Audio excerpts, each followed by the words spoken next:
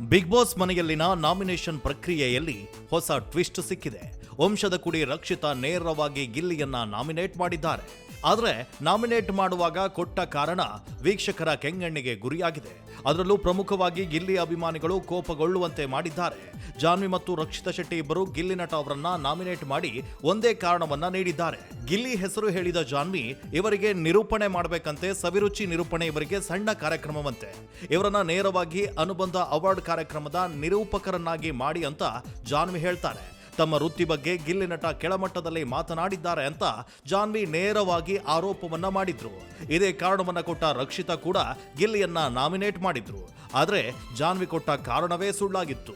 ನಿರೂಪಣೆ ಅಥವಾ ಆಂಕರಿಂಗ್ ಬಗ್ಗೆ ನಡೆದ ಚರ್ಚೆಯಲ್ಲಿ ಸವಿರುಚಿ ಕಾರ್ಯಕ್ರಮದ ಬಗ್ಗೆ ಗಿಲ್ಲಿ ಕೆಳಗಿಟ್ಟು ಮಾತನಾಡಿಯೇ ಇರಲಿಲ್ಲ. ಆಂಕರಿಂಗ್ ಬಗ್ಗೆಯೂ ತಪ್ಪಾಗಿ ಮಾತನಾಡೇ ಇರಲಿಲ್ಲ.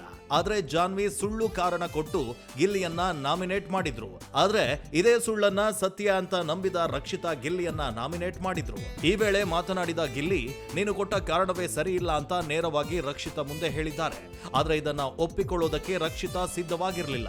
ತಾನು ನೋಡದೇ ಇದ್ರೂ ಜಾನ್ವಿ ಹೇಳಿದ್ದನ್ನೇ ಸತ್ಯ ಅಂತ ನಂಬಿ ನಾಮಿನೇಟ್ ಮಾಡಿರೋದು ವೀಕ್ಷಕರ ಅಸಮಾಧಾನಕ್ಕೆ ಕಾರಣವಾಗಿದೆ. ಸತ್ಯವೇ ಗೊತ್ತಿಲ್ಲದೆ ಹೀಗೆ ಇನ್ನೊಬ್ಬರನ್ನ ನಾಮಿನೇಟ್ ಮಾಡೋದು ಸರಿನಾ? ಗಿಲ್ಲಿ ನಾಮಿನೇಟ್ ಮಾಡಿ ಸರಿಯಾದ ಕಾರಣ ನೀಡದೆ ರಕ್ಷಿತಾ ತಪ್ಪು ಮಾಡಿದ್ರ? ಈ ಬಗ್ಗೆ ನಿಮ್ಗೆ ಏನನ್ಸುತ್ತೆ ಕಾಮೆಂಟ್ ನಲ್ಲಿ ತಿಳಿಸಿ.